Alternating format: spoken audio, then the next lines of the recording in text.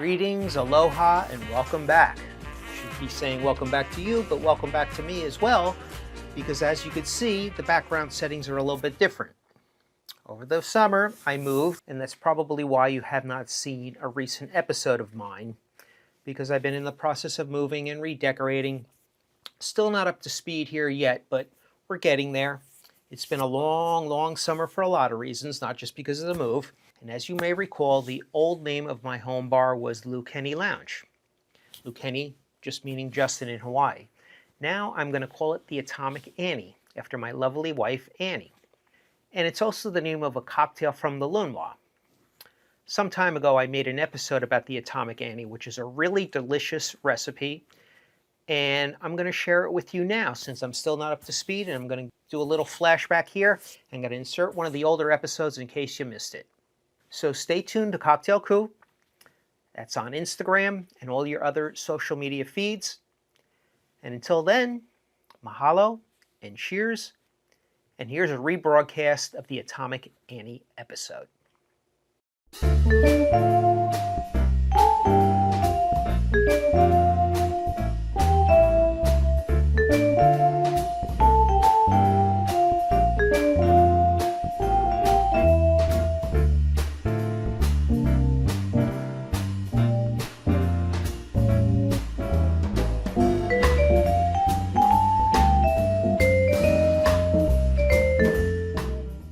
Aloha, welcome back.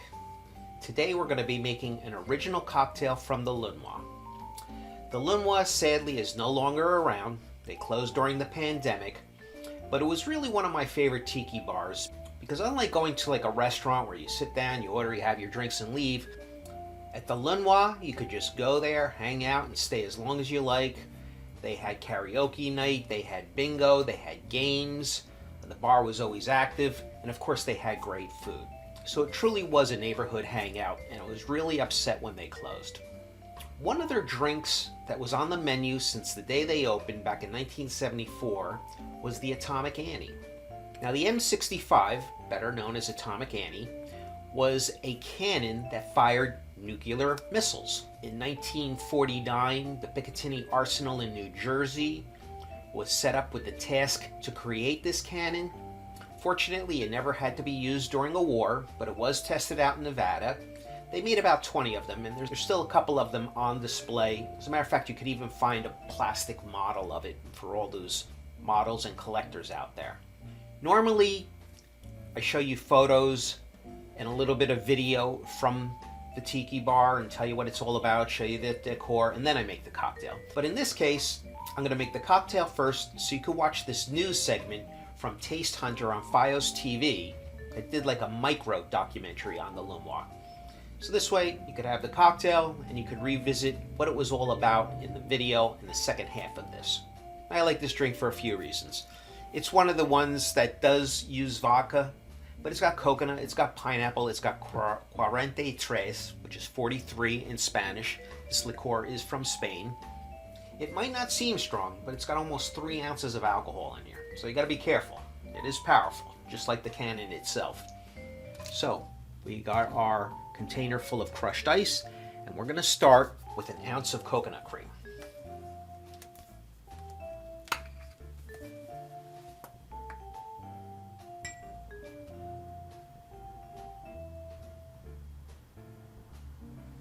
As always, this stuff is thick, so don't be afraid to use a bar spoon to get most of it out. We're going to wash it out a little bit with some of the other ingredients here. 3/4 of an ounce of 43, brand new bottle here.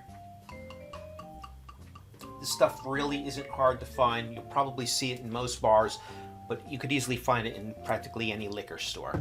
2 ounces of pineapple juice.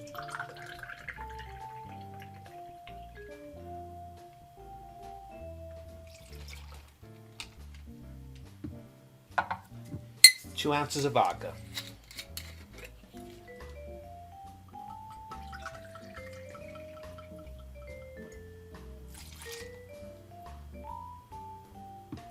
And I almost forgot 1 ounce of the honey mix. Just 1 part honey to 1 part water so it doesn't stick inside your jigger there. And it's easier to pour and it dissolves more quickly. 1 ounce of honey mix.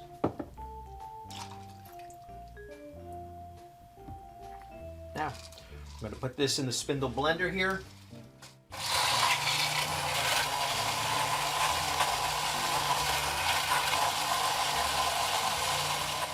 Now, traditionally, this was served in a pineapple, but those are cumbersome, they're hard to hold, and if you're going to serve this, you're better off in just a coconut mug.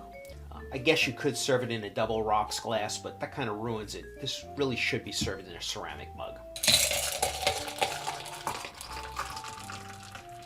Oh, fills it up perfectly. So I know I use the right amount of ice and the right amount of liquid, and we are going to garnish this with a cherry. Let's just take a sip. It's been literally about 5 years since I've had this.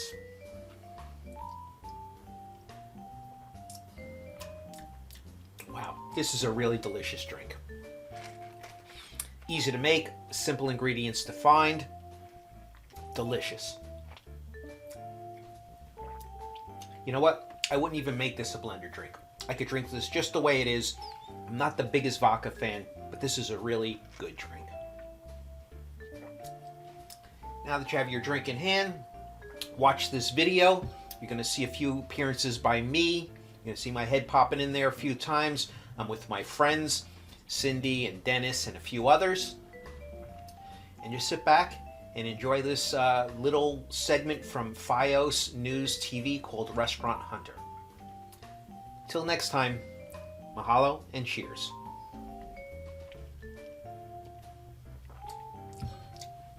That is good.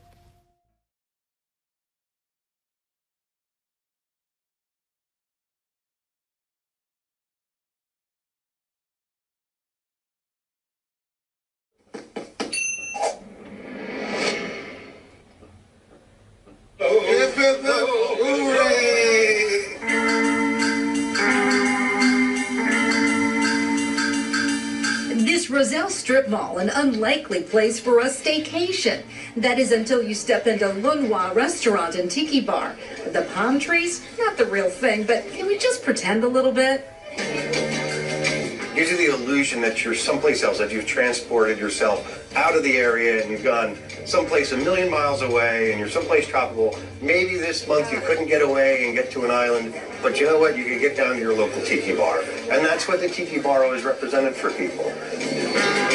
Christopher Pandolfo owns Lun Wah. The tiki bar originally opened in 1974. Christopher doesn't know much about the previous proprietors, but he knows why he and his wife were drawn to this place. I've been in the restaurant business the majority of my career, and I always imagined myself retiring on a beach someplace with a shack bar, and I didn't care if I had nothing else, and all I was doing was rolling down my garage door every day and sleeping under the bar top. And this was it gave me that kind of feeling, like I was someplace special, I was someplace tropical. And the whole tiki culture is kind of based on escapism, right? It began with a guy by the name of Ernest Gant. Down the Beachcomber, right? California. I'm from California, so yeah. He opened up just a single room bar with bamboo on the walls, and what he imagined, what his mind would have been, what you would experience in the South Pacific. Strong, rummy, tropical drinks with a lot of fruit juices and syrups. This thing here, I love this. This has got flames in the center, and this is the volcano. Our recipe on a volcano for two is very simple. It's just a couple of juices, a little bit of a sweetener, which is our honey. It has a light Puerto Rican rum in there. It's dark Demerara rum from El Dorado. It's 8-year aged. To the juices, a little bit of sweetener, and then we top with the Don Q 151.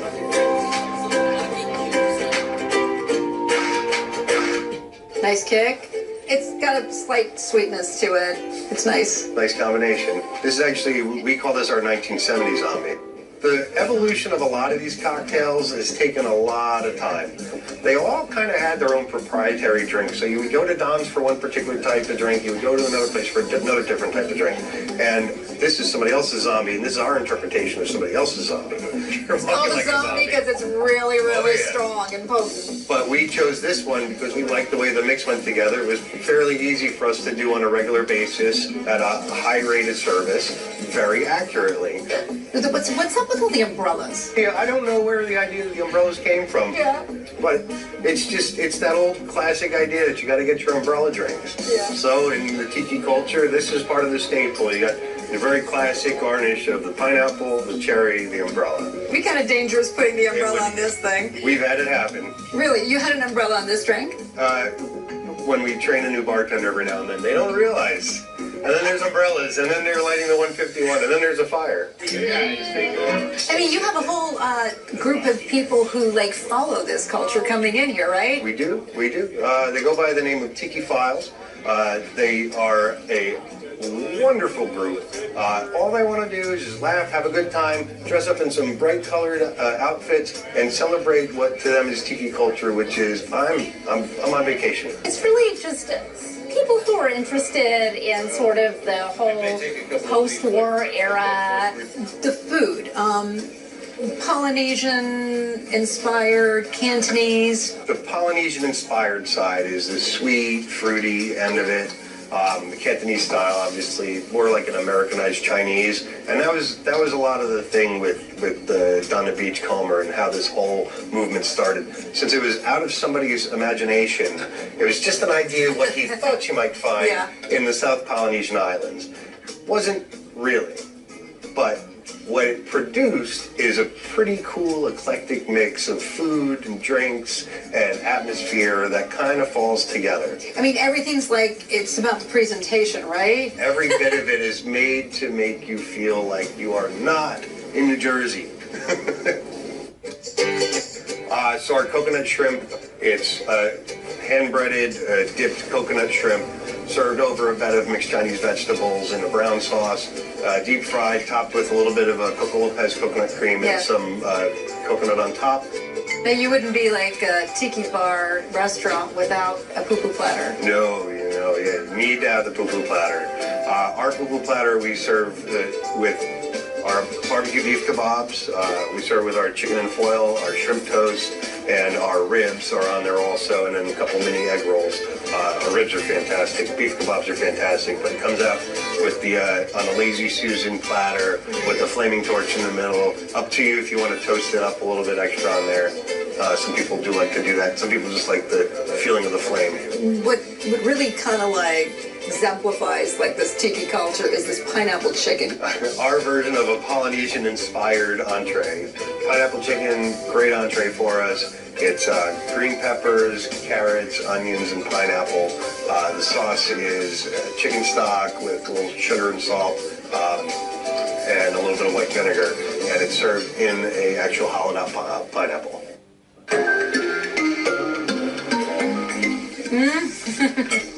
I like the sticky sauce, right? Because it kind of like brings out the flavor of the chicken. Gotta get a little kick in it. Is it vinegar? It's a little bit of the white vinegar, yeah. Does it feel kind of odd to like represent this kind of fake culture in a restaurant? It's not really a misrepresentation of anything. Yeah. Everything that you're experiencing in a place like this has pretty much been Americanized for, I'd say, 70, 80 years. Maybe even longer than that. And it's taken on its own animal. And now the idea of tiki is so far beyond anything that maybe began as any sort of faux cultural representation of anything. It's something that didn't exist in the world anywhere. It was created by an entertainer, basically, and has become something that people the world over really enjoy at this place. Well, thank you so much. I really had a great time. It's such a pleasure having you here today.